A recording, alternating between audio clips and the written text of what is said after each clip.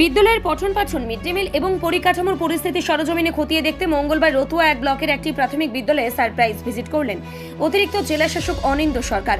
তার সঙ্গে ছিলেন রতুয়া 1 ব্লকের বিডিও শ্রেয়সী মাইতি। এদিন তারা আইলপাড়া প্রাথমিক বিদ্যালয়ে আচমকায় পরিদর্শনে যান। বিদ্যালয়ে পৌঁছে আধিকারিকরা সরাসরি শ্রেণীকক্ষে ঢুকে পড়ুয়াদের সঙ্গে কথা বলেন। একটি শ্রেণীকক্ষে পড়ুয়ারা উপস্থিত থাকলেও সে সময় কোনো শিক্ষককে দেখা যায়নি।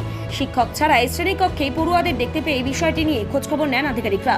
এরপর একের পর এক শ্রেণীকক্ষে গিয়ে পড়ুয়াদের সঙ্গে সরাসরি কথা বলেন অতিরিক্ত জেলা শাসক ও বিডিও।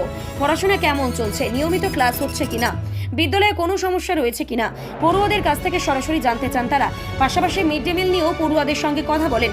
প্রতিদিন খাবার দেওয়া হয় কিনা, খাবারের মান কেমন এবং খাবার নিয়ে পড়ুয়াদের কোনো অভিযোগ রয়েছে কিনা সে বিষয়ে জানতে চান আধিকারিকরা। এরপর বিদ্যালয়ের রান্নার ঘর ও মিড ডে মিলের ব্যবস্থা খতিয়ে দেখেন তারা। পড়ুয়াদের পরিবেশিত খাবারের গুণগত মান এবং রান্নার সামগ্রিক ব্যবস্থাপনা পরীক্ষা করেন প্রশাসনের আধিকারিকরা। পাশাপাশি বিদ্যালয়ে পরিশ্রুত পানীয় জলের ব্যবস্থা, শ্রেণীকক্ষ, বিদ্যালয় চত্বরের পরিষ্কার পরিচ্ছন্নতা সহ পরিকাঠামোর বিভিন্ন দিক সরজমিনে পরিদর্শন করা হয়। প্রশাসনের আধিকারিকদের এই আচমকা পরিদর্শন ঘিরেই বিদ্যালয় চত্বরে চাঞ্চল্যের সৃষ্টি হয়। বিদ্যালয়ের পঠন পাঠন থেকে শুরু করে পড়ুয়াদের জন্য সরকারি পরিষেবাগুলি যথাযথভাবে পৌঁছচ্ছে কিনা তা সরাসরি খতিয়ে দেখতে সারপ্রাইজ ভিজিট বলেই জানা গিয়েছে।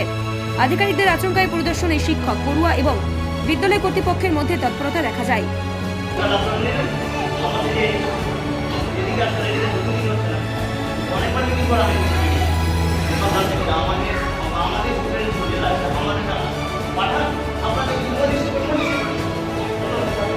এক